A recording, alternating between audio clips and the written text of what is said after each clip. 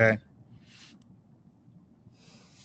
And I'm recording. Go ahead. And I'm put myself on mute. So if you don't hear me talking or anything, it's Please because do. I'm on mute. Okay.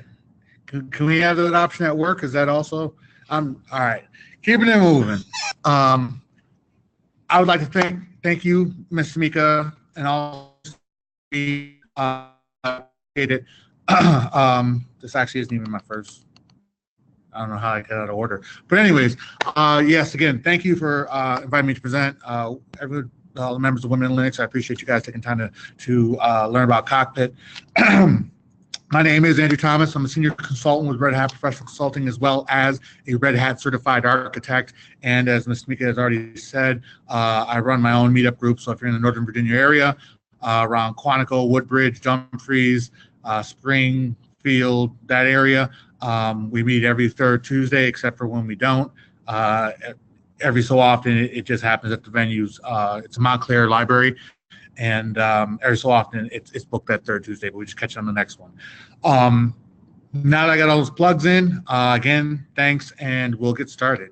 So, Cockpit Web Management is it's exactly what's in the title. It's a web management platform for your Linux systems. Why did we create it? And I say that tongue in cheek, and this is the thing. It is a open source project, right? So this is not a Red Hat initiative. There are very few, if any, full-on Red Hat initiatives. We always work with the community. It's very important to us to be proud and strong members of the community. And so this was a project that's out there that we have extended and contributed to and have brought inside of um, our Red Hat Enterprise Linux products. So what does Cockpit do, right? Easy to use interface with a minimal footprint. So I love this slide because it kind of shows the inner workings, some of the bowels, if you will, of the application. So Cockpit runs on top of all of your standard interface tools, right? So your SE Linux tools, your disk IO tools, all of these things um, need to exist for Cockpit to be able to present the information. It's really just a presentation layer, right? And it does have some interaction that we'll get into a little bit later, but um, at its core is just giving you that heads up view, that single pane of glass to be able to see, all right, looking into my system, this is what doesn't look kosher. This is looks no bueno, right? So integrates with tools like PCP, Performance Copilot, Simple Management Subsystems for network and storage, and the logs. So all the stuff I just kind of mentioned. Um, in 7.5, uh, which is what this slide talks about, the enhancements that came in 7.5, we made it better. We made it stronger. We made it more verbose, more robust, right? It now has the ability to integrate with VDO capabilities, which is virtual data optimizer, right? And so it's really the project itself is somewhat nascent. I forget what year it was started, but it's only been around for a few years. It has a great bit of potential on it, right? There's we at Red Hat, and we'll talk about this a little bit more later. We've been able to utilize it to facilitate some of our more advanced configurations. And with the additional use of tools like Ansible for automation, we've really been able to um, just kind of uh, distill down what is actually required to do some of our more integral, more complicated configurations. So we move on. These are the goals of the program: ease of use, single pane of glass, and multi-level support. again, the why not at the top is kind of tongue in cheek. We have the ability to do this. We can rebuild him. We have the technology, so why not have an open source project? And again, this is community driven, so obviously the community sees that there is a need, right? Before you These are finish some of the. on the last slide, I'm sorry. before you finish on the last slide, you said video. What is video again? Like, I guess in more a sysadmin situation. Why would I care about video? Awesome question. And honestly, I mean that could really be just another meetup, but we'll take it in this one. So virtual data optimizer is really centered around cloud workloads and maximizing, or I guess minimizing, financial impact for your cloud workloads, right? And so how does it do that? What are we really talking about under the hood, right? So a lot of times you have a system, you have 20 gig system. Well, you chop that up over, several different VMs. You have, not VMs, I apologize, LVMs, right? Several different either physical partitions or logical partitions or LVMs, however you want to address the namespace. But each one of those, again, is at 50 to maybe 80% utilization, right? You don't really want to go over 80% because that puts you in the danger zone. But I've seen in my professional life, people just if 1 gigabyte is good, 100 gigabytes is 10 times as good or 100 times as good, right? And you think to yourself, why? I mean, don't you know that the implications of that? If you're trying to vMotion, it's going to push all that across, systems. If you're doing backups and restores, blah blah blah blah blah, right? And what VDO is meant or intended to do is condense that down, right? It's on the fly zip or on the fly compression, but so much more, right? The algorithms that are in place there to use to know not only what data is being duplicated, so deduplication at the VM level, right, or at the operating system level, at the file system level. It's actually below the file system level. It's at the device level, right? Anyways, so deduplication at a very low level, and the logical assignment of empty bits so that they can get maximum compression out of it. So it looks for those big blocks of zeros, kind of, if anyone remembers the old defrag programs, it doesn't actually move your bits around because that would be resource intensive, but it logically assigns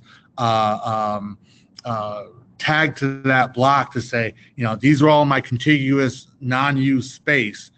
Do not present them as use space, right? So it in a thin provision or in a situation where you want the VM to think it has more space than it actually has, VDL will serve you very well.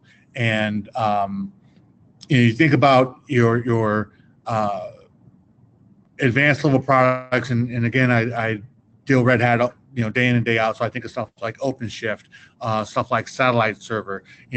There's going to be a ton of duplication in those instances, right? And when you talk about moving a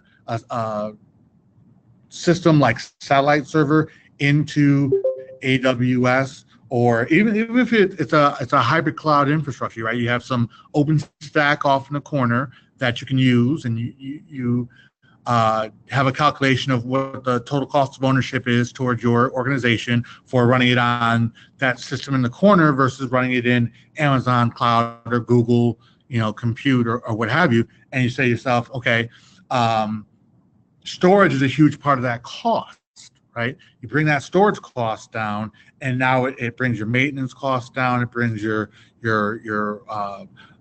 future proofing, right? How much storage do I need to buy to not for today, but for the next, 6 months, a year, 2 years, what have you. Video, I'm very excited about, and it is specifically targeted to make cloud workloads better on Red Hat Stack. It was an acquisition of a company 2 years ago. I can't remember the company's name now.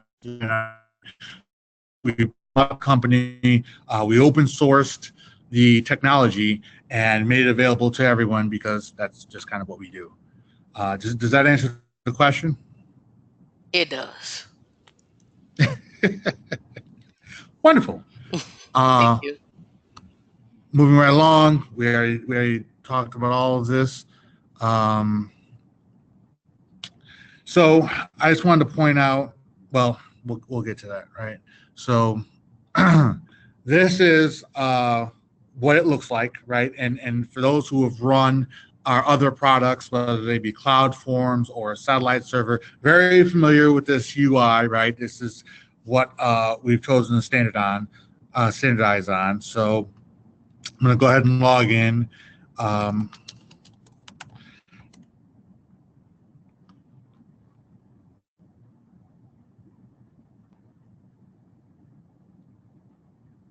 And thank goodness the login worked, right? So, all right, you actually have multiple machines here because I have it set up. I have multiple machines set up, but there's a red flag here and it says cannot connect to machine. The reason being is this is an unprivileged user. So I'm showing you the unprivileged user first, which is how I should have prefaced this this demonstration. Showing you the unprivileged user first, and then I will show you again with the privileged user, right? So dashboard is obviously your default login. Come over here to instance one, and you see the kind of from a screenshot I showed you earlier, your CPU, memory, disk, and network. It's all very basic. You see this restart is gray out again, unprivileged user.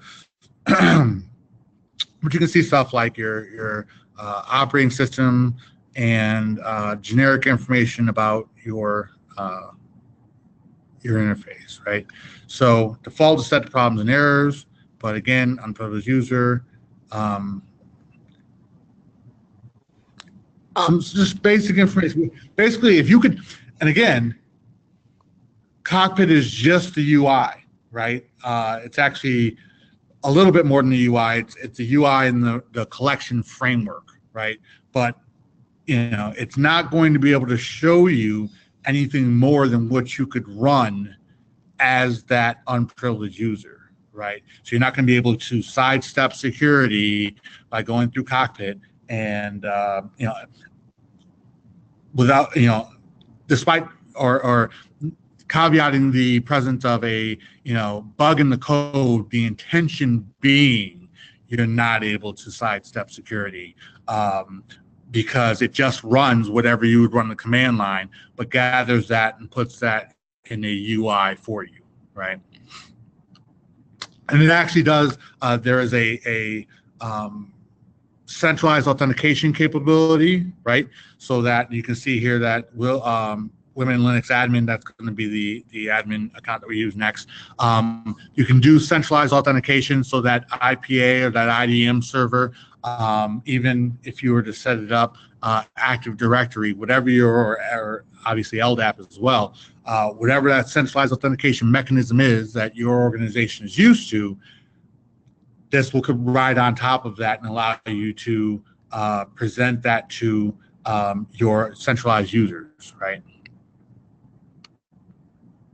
And when he's talking about IDM, he's talking about identity manager from well, there's free IPA and then there's IDM, but basically it's your authentication server that you can set up for authenticating your users, creating your users, and so forth. And on the back end of that, it uses Kerbos, which is also used in Active Directory as well too. So that's what IDM is. Thank you, Mr. Tamika. So SOS report. So it has that create report by create report. That is an SOS report, and anyone who has used Red Hat Enterprise Linux and had to turn in one of those SOS reports, they are quite verbose, and many customers do not like turning over an SOS report, or I shouldn't say don't like, cannot turn over an SOS report because there's just too much personal information, or not personal information, but too much system information in that SOS report. And so troubleshooting or the Red Hat support team has to find alternate methods of getting to the root, doing the root cause analysis. But when you get this create report button here, which is it's going to error out because I don't have permissions, right? All it does is run that SOS report and present it as a file for download. So you're not going to see, there's no graphical interface for that SOS report, which I got excited about. I'm going to be honest with you, about this. Oh man, you get all the bells and whistles because it is a very detailed report. And you're like, nope, you get a tarball to download. Congratulations, you know what it is. Congratulations, we stored a 5 gig tarball in your temp directory. Yay! Not that big, but yeah, it ain't small either. Okay.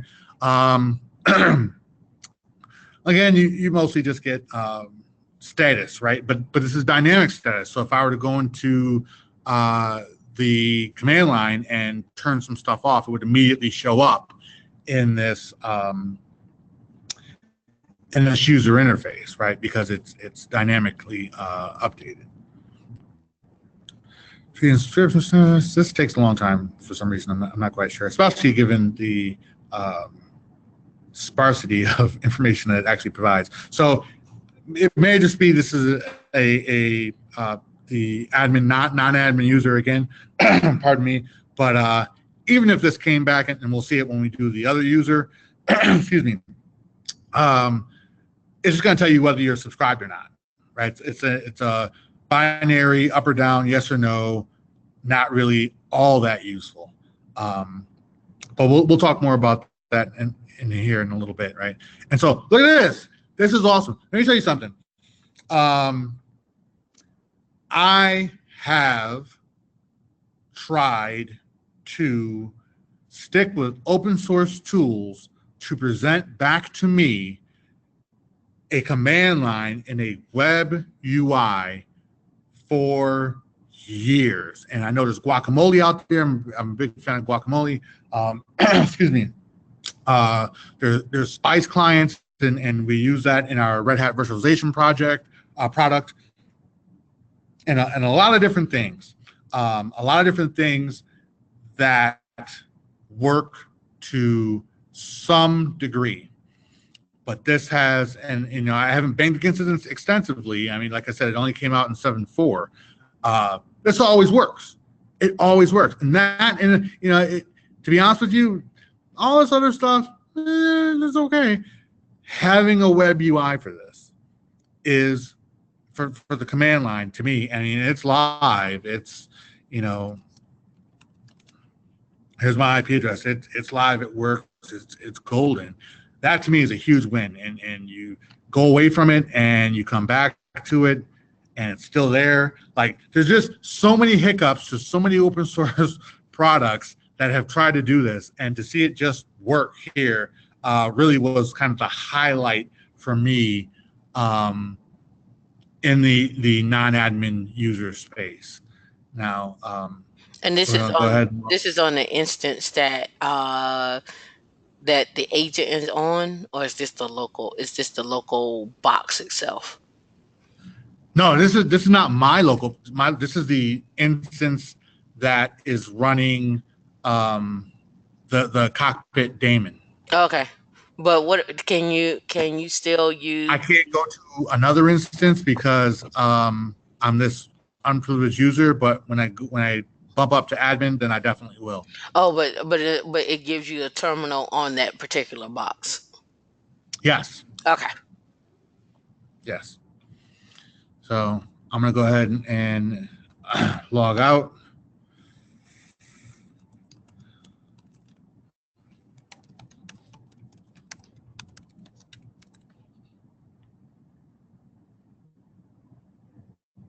And a quick question: what's the benefit of me having Cockpit versus me utilizing something like web admin or the satellite server?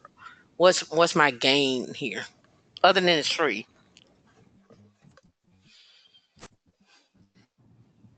Um, yeah, I mean, you kind of hit the nail on the head. It comes with the operating system. It's meant to work with the operating system. Um, Anything else you have to install, it's supported by Red Hat. So the software is free, but you pay for the support. So any issues you have, we're going to make sure that we're supporting you and helping you through those. So that's pretty much it. And as you guys all know, it's the tools that you're used to are the best tools, right? That screwdriver or wrench or whatever that just gravitates towards your hand and it's the first thing you go to. Doesn't matter if it's IOStat or Netcat or TCP, whatever it is. If it's what you're used to, that's what's best. We're just putting it out there. You don't even have to install this, right? It doesn't come installed by default.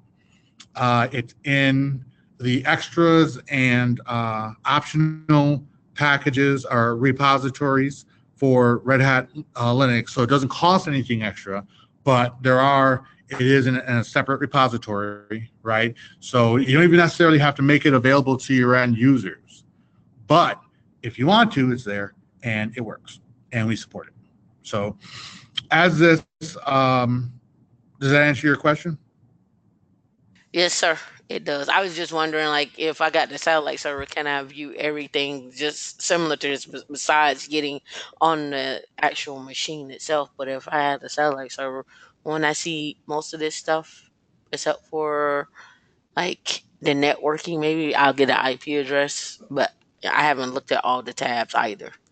But I should play with it. Yeah, no, I mean, there's definitely a lot more information here than you would see in satellite server. Okay. Much as I love my satellite server, the information you see is in static. So normally, I mean, there's lots of different screens and lots of different underlying technologies within satellite server, but the vast majority of information that you're getting when you look at a satellite server is what is got retrieved from Factor every time Puppet is run, right? This is real time, obviously, right? Okay. And so um, when you talk about Puppet runs and them going every 30 minutes or so, but some institutions, some organizations, because of the high load, they have 10,000 systems. They're not going to run it every half hour. They may run it every 5 hours, right? This is Mm, real time happening now. okay. So that makes a big difference. You see that the restart button is no longer grayed out. I'm an admin user. Um, and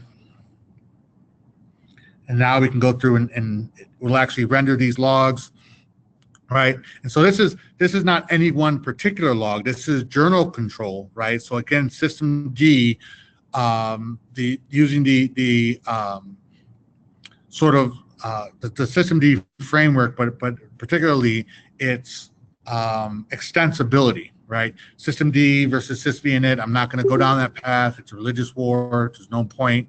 But this wouldn't be possible if we were still doing sysvinit. System D makes it a hook that is available to the Cockpit framework, and Cockpit just pulls these in. And so I can go ahead and select a higher severity, and just it's all right here for me. And you can see over here the utility that it's actually coming in across, or the facility that's actually coming in across, the time, and all the entries. You know, networking I don't think is going to be too much more verbose than what we already saw.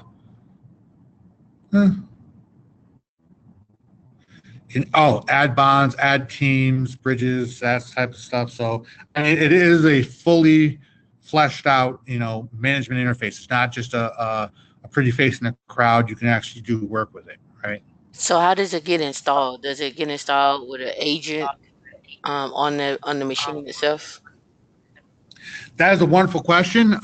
We're going to go over that earlier, but it's just a yum install. Like I said, the hardest part is just making sure you have the repositories available, right? Because most people don't normally make extras and optional available. But once you have this available, it's just a yum install cockpit space cockpit dash dashboard, which I know sounds crazy, but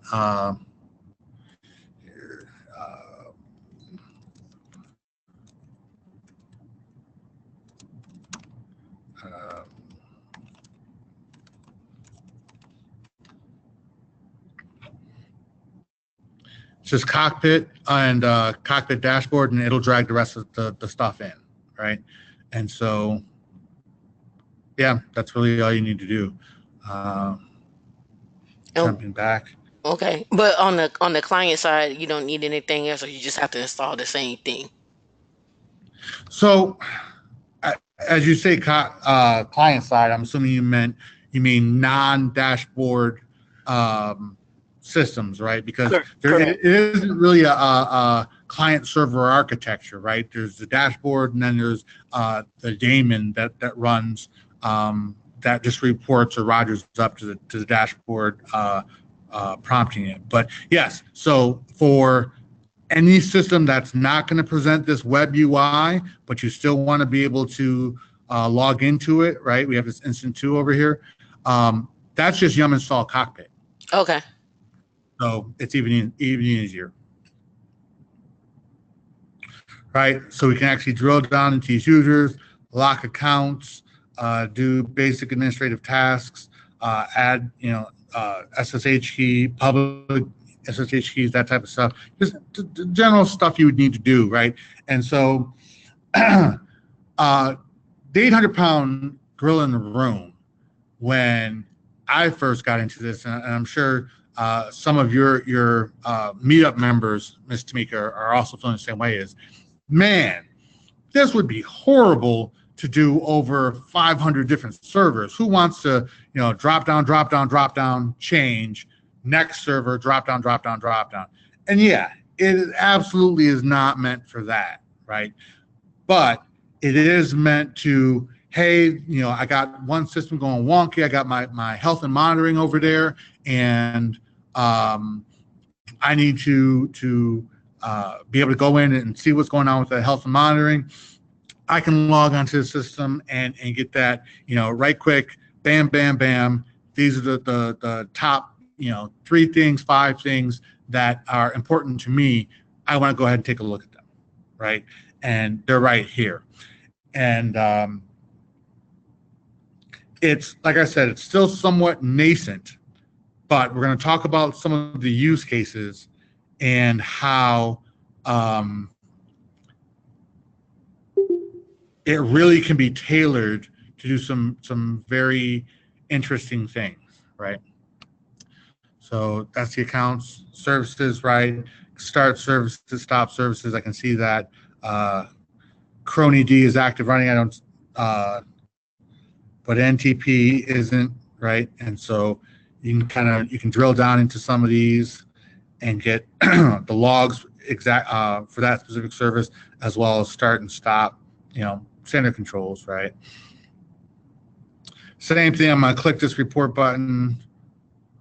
Oh, yes, that's right. I didn't install that. So it doesn't come installed by default. I need to go in and install it, and I don't, because, again, most of my customers just don't allow that to take place.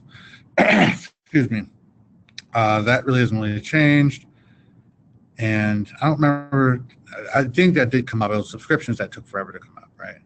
Right. So as you can see, not a whole lot of information here. Basically, yes, the system has an installed product, and this one, instance 1, actually is not. I want to show the difference between is and is not, right? And so, excuse me, you can drill down, get a little bit more information. This product ID, hilarious, right? So customers, excuse me, always end up, how does Red Hat know what software is installed on the system, right? Because you register satellite or you register to redhat.com, and it says, oh, I see you've got our Red Hat Enterprise Linux server version 7.5. That I'm going to go ahead and assign a subscription to it. It's like, how does Red Hat know? That's amazing.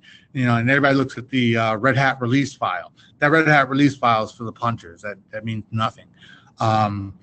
This product ID actually refers to a certificate file, a PEM file,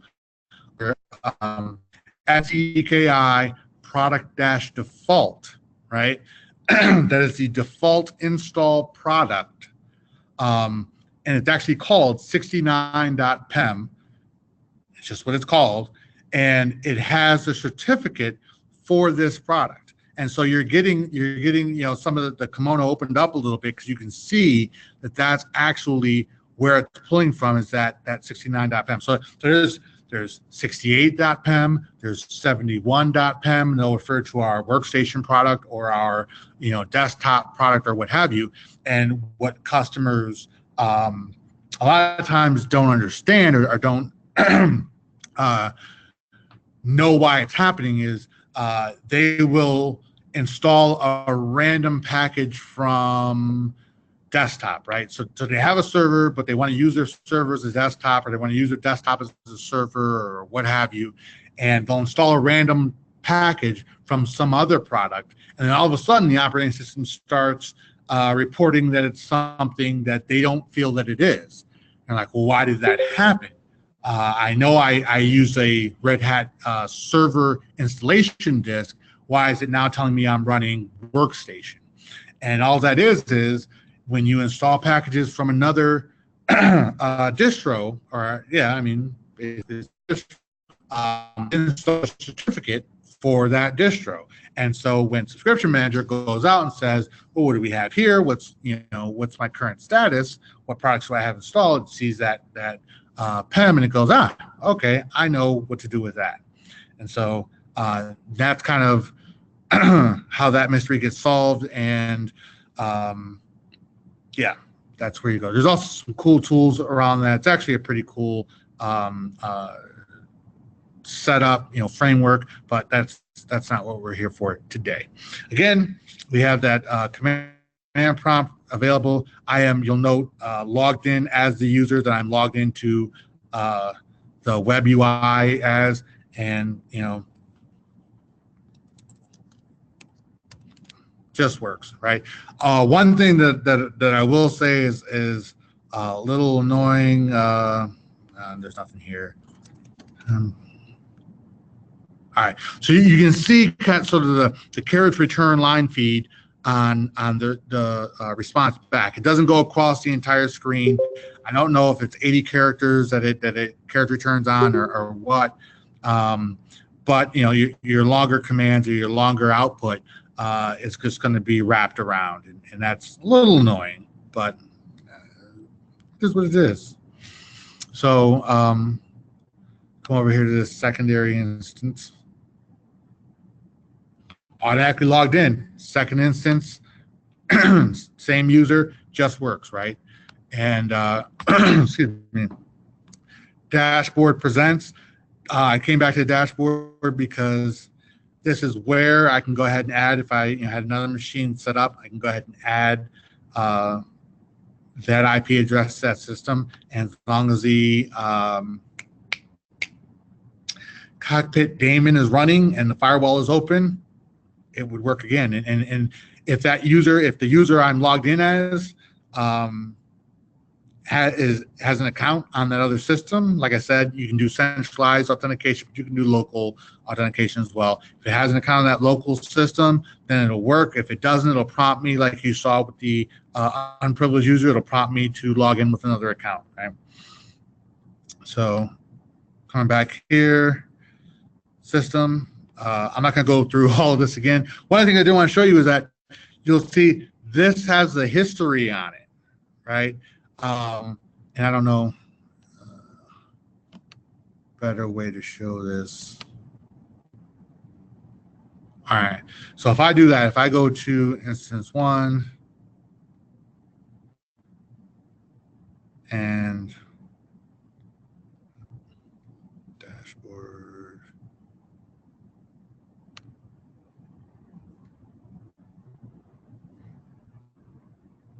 Okay, this isn't as exciting a demonstration as I was hoping it would be. So we're going to move right along and back to instance 2 and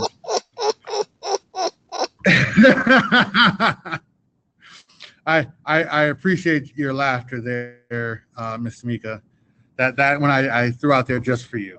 I knew all along it wasn't going to work. I did it just for you. Moving right along.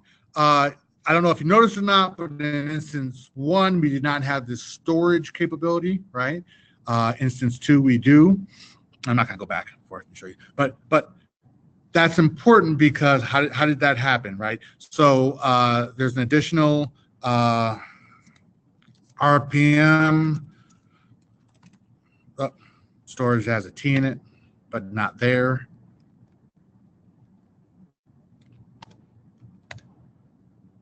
Right. Cockpit storage D, I installed that on instance 2, and so it shows up on instance 2. It doesn't show up with an error on instance 1. It doesn't ask me, do you want to install this? Do you not want to install it? It just knows where you've installed it. I'll show it where you haven't. I'm not going to worry about it. And so I can see the mount point. And this is where you have the ability to do some of your advanced level, like we were talking about VDO earlier, your advanced level mount points or storage capabilities, right? You can do volume groups, you can do RAID groups. None of that's available in this particular demonstration, but would that it were, you could do these things, right? So you can see this is at approximately 50%, right? And again, that single pane of glass, you want the ability to quickly go into a system that's acting up and say, hey, is it your storage? No? Okay, let me check your networking, CPU, RAM? No? Okay, let me check your log. Oh, bam, there it is. All right, good to go. Outside of that, all the rest of the stuff is pretty much the same. I'm trying to think if there's something else that I wanted to show. Pretty sure there's not. What about the Pretty sure SE Linux stuff? What about the SE Linux stuff? What's on the chat? No, there's so it's obviously enforce the policy, turn it on, turn it off. That just works. If there are actual issues, you have to install, like it says here in the fine print, install SE Linux troubleshoot SE Linux events. But it would at least present, because audit D is running, it's collecting those SE Linux errors. It would at least present that error message to you. And I don't know if you very quickly catch it. As soon as you go in, it's not going to do it because it's already cached, right? No, there's that one other thing. So as soon as you go in, it's like, no SE Linux errors, and then it shows you this, right? So if there were SE Linux errors, it would present that to you, because I don't think Audit D presents under these. I don't know, maybe it does. No, because there would actually be something in here from Audit D.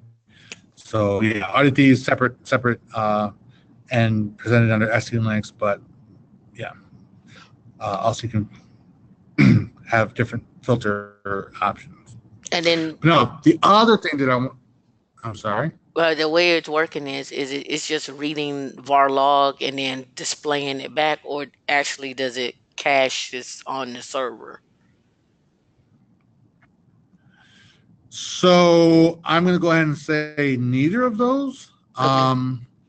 The way that it works is, again, there's journal control, which is part of the System D family of tools, right? Mm-hmm. And journal control actually pipes or all of your logs are piped through journal control, right? Mm-hmm. And so journal control has hooks that then hand this off to the cockpit daemon, so that the cockpit daemon can then present this information to you real time, right? And this is current time, 1946, 1945, last time there was a log, update, right? So I've been in here obviously longer than a minute, and it still has the updated information, right? So you can drill down on this stuff if you want to, or pick a specific facility, right? If you want to, but let's go with everything. But yeah, it's just there for general troubleshooting, right? So another thing is too, right? So Mr. Mika and I'm sure many of you as well deal with, okay, what delineates between tier 1, tier 2, tier 2, tier 3, right? Tier 3, tier 4 is usually, tier 4 is vendor, right? But it doesn't have to be. You can define them any way you want to. This is an opportunity to present a tool set to your tier 1, tier 2, really tier 3 needs access to everything, right? But tier 1, tier 2, and say, okay, well, we're not going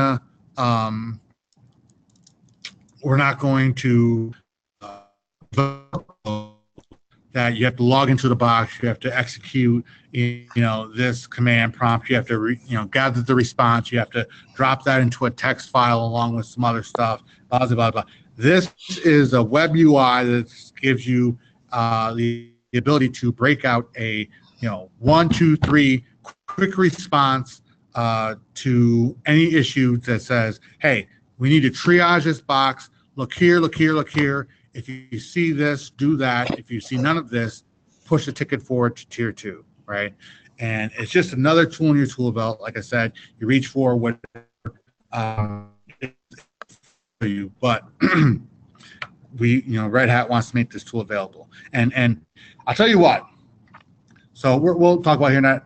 I'll talk about that here in a minute. There's one more thing I want to show you. This unlocked up in the corner here. So I logged in as an unprivileged user and then relogged in as a privileged user. If I want to turn my privileged user into an unprivileged user, I click that locked button and I'll get off of something that requires privileges, right? And so I just click this lock button. It's going to go away for a second, close me out of stuff that I'm not supposed to be in, and it's going to come back as locked, right? And then now I have the ability to say, okay, what would someone who doesn't have my privileges be able to do, right?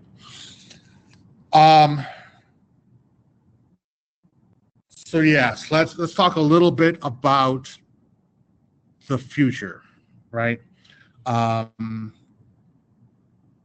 Well, let's first talk about idiosyncrasy. So one of the things I noticed is when I turned on the storage capability, or when I installed the storage capability, for some reason I had to log out and log back in to actually get it to see that. It does do, you can see it does dynamic refresh. I have no idea why that storage piece did not want to show up. I will look later to see if there's a bug submitted for that, and if there isn't, I will go ahead and submit one. However, it's still nascent. It's still a new capability, and there's some things like that that need to be addressed. Also, as well, so how does it know that the person's a server administrator? Well, they're in the wheel group, right? Okay, great.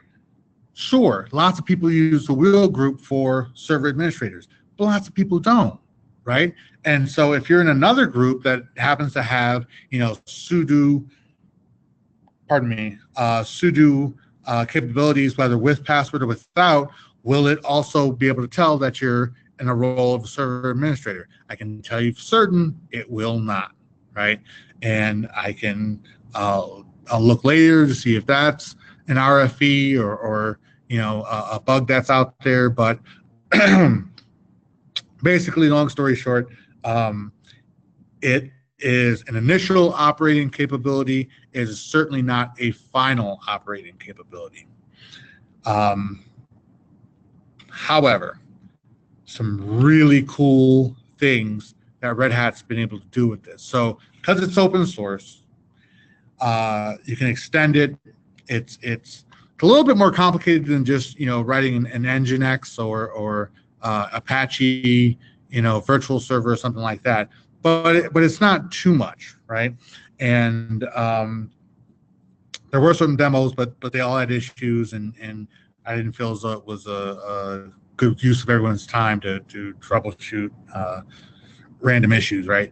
So you can extend this to be able to run various either scripts or programs or whatever, and bring that output back. Retrieve that output from the command line and present it to the UI. And two areas where we do this, and I was afraid of that. I had those slides. I just get so much joy out of your laughter, Ms. Tamika. I appreciate it so much. You have no idea. It's my smutly laugh.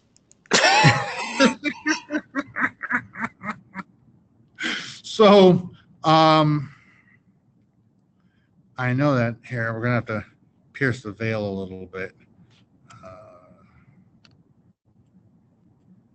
But that was a question though, like in terms of like if you wanted to add other things to Cockpit, is it customizable? Like, hey, I want to get directory sizes, every 2 or 3 days in a cron job that spits out some information and displays it in Cockpit. Just a random stuff. Is that possible? Yes. Awesome. And as soon as I get to no, I don't want full screen. I can have it. All right.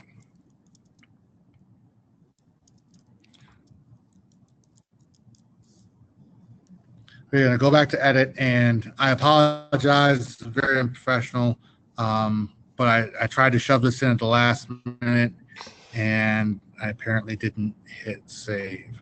So is this what I want? No, that's not it.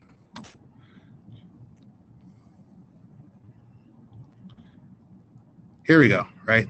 So one of the areas that Red Hat has extended Cockpit to serve other purposes is cluster deployment, right? And so you have the ability to select hosts, packages, volumes, bricks, review, and then create.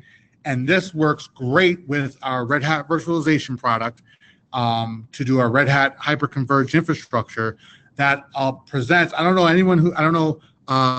if anyone is familiar with Gluster, and specifically Gluster as it serves as a file backstore for Red Hat virtualization. But let me tell you, it can get a little in the weeds, particularly when you're creating and destroying and creating again through Ansible, right? And I can tell you it's Ansible on the back end that does this. We're able to automate a workflow that we can then present in the UI and simplify that for the end user. And it's great. If anyone's deployed Rev before and had to do a self-hosted engine, the Red Hat Virtualization Management Engine, that, let me tell you, was formerly a bash script that left a lot to be desired. A great deal. And what you had to do was previously is you had to do a full Red Hat Linux install, then then use a deployment script. If that worked, and trust me, it didn't work 100% of the time.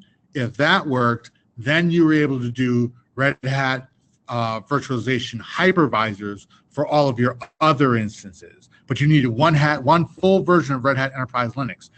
With Cockpit, we were able to simplify it so much that you were able to do it all on a single Rev H, right? And not have to do a full Linux install. I'm going to see if I can make this a lot bigger. Another area where it is just extended extensively and really brought a lot of value add to our users is containers, right? So Red Hat Red Hat Atomic is, and the Atomic project is the open source upstream, but Atomic is a pared down, lightweight operating system specifically for containers, right? And so because it's so, so sparse, it's hard to get a good idea of what's running. And what we do is we have Red Hat OpenShift that does metrics and elk stack and a bunch of other stuff on the back end to grab all the information for you and present it to you, right? But guess what? OpenShift is not free. Well, the software is free. The support's not free, right? And even if you were to go with upstream community OpenShift, the OpenShift Origin, I think it's called, it's a pain in the butt. I'll be honest with you. I have gone a few rounds with OpenShift, and we agree to disagree. As it gets real in the weeds real quick, right? If you have the opportunity, which you do, is what I'm saying, you have the opportunity to take a Red Hat Atomic image or an upstream Atomic project image, install Cockpit on it, and use Cockpit to manage the deployment of those images from a registry, from a Docker registry. That's amazing. It's not enterprise necessarily, right? It's not going to have high availability and all these other wisdom ratings that are really great for an organization that needs them, and OpenShift provides that, right? This is not in any way, shape, or form an OpenShift replacement, but it is an awesome ability to, hey, I need to run my church's garage sale on something, or I need to run my fantasy football league or something, or I need to run just a local development capability, for testing or something for the 5 guys, at my lunch table, right? Cockpit will get you there because it does that native container management. That's really, really cool. And so getting back to the question as I quickly run out of time, getting back to your original question, Ms. Shamika, of is Cockpit extensible? Yes. And that is really the point. I'm going to, and I should have said this at the very beginning, I speak only for Andrew Thomas. I do not speak for Red Hat, even though I am a Red Hat employee. Being honest with you, having close to 2 decades of Linux under my belt, I'm not going to install Cockpit on any of my servers. I'm not going to use Cockpit to do anything.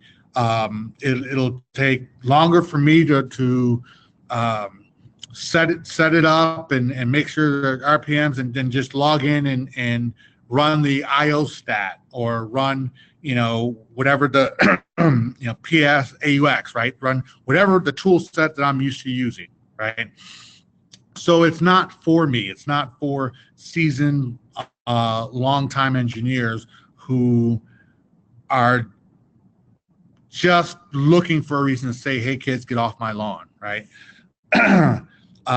This is for people who want to find a new way, want a graphical user interface, want to extend workflows to maybe members of their team that don't have that 2 decades under their belt yet, or haven't developed a preference towards whatever religious divide happens to be out there, right? This makes that available to them. This is, as the project goal says, this simplifies, this facilitates ease of use and lower barriers to entry for people coming in, right? As well as, as you were saying, extensibility in those custom workloads, right? So as the clock strikes 8, that is my time. Are there any other questions? Yeah, you supposed to do a full install. I'm just playing. I'm just playing. Okay, here. Hold on a second. I'm just playing. Does anybody have any questions for Andrew? I posted some links on some of the topics that he was talking about, and I also made some references and stuff. If you don't see the chat, but I tried to make sure that you all had some content on what he was talking about, such as Rev, the satellite server, also the atomic host. I made sure I made links, gave you guys some links so you can actually reference some of that stuff for yourself. Um, Cockpit is new for me. I have not played with Cockpit. Um, I didn't know what it was until you mentioned, excuse me, until you mentioned it, and I was like, hey, we'll take a stab at it and install it tonight, and see what it does and how it works, and go from there. We think, Andrew, if you all don't have any questions, I will stop talking just in case you do have questions.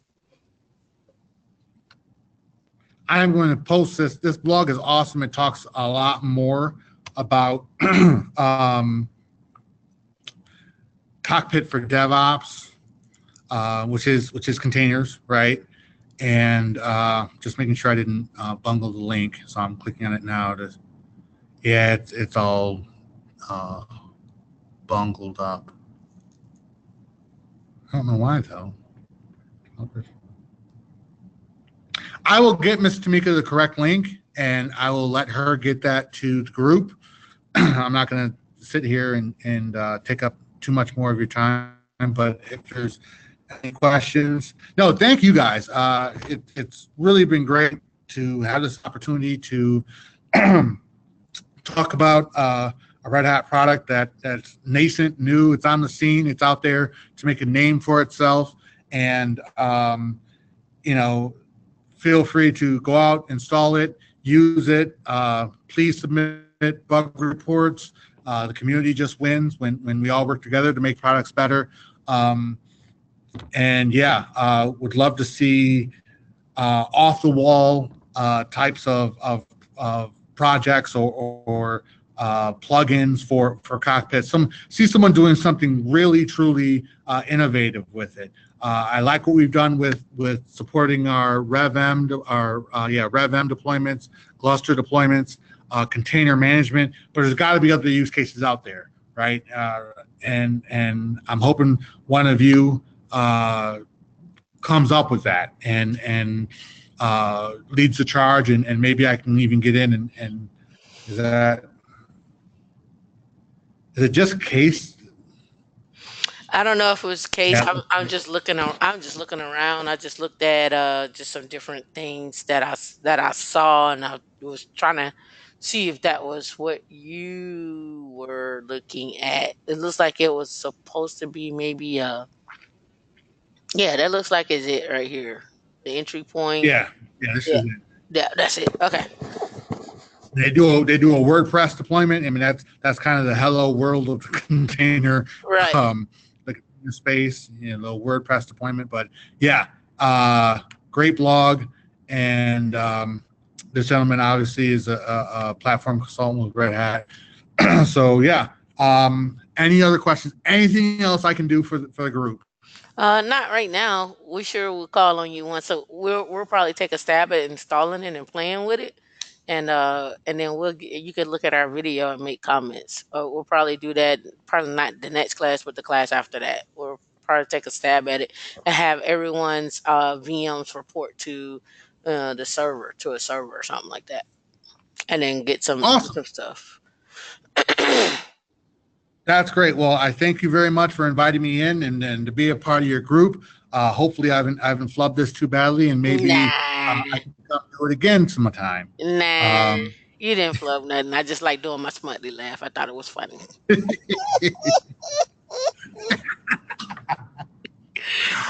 All right. All right. Well, I thank you, Andrew. I know you got to get up out of there. If you all want to stay on, I got some announcements to make. But you could get on up out of there, Andrew, and I'll take back being presenter so you can do your thing. all right. I yield back the balance of my time. All right. Thank you. All right. Bye now. All right now. So how's everyone doing? Thank you for coming out. Thank you for showing up for Red Hat. We got a couple of more little surprises like that, from Red Hat to OpenStack to some Kubernetes, to doing some containers, just putting some information out there, things that, if you're starting to get into Linux, things that you can use, things you can take and dive off into, just information and really point of contact as well too. Like, there's nothing wrong with having a point of contact for some of the things that you want to do, and some people that you just want to bounce questions off of or something like that. I'll make sure when we post this, we'll post a way to get in touch with Andrew as well. All right. So let me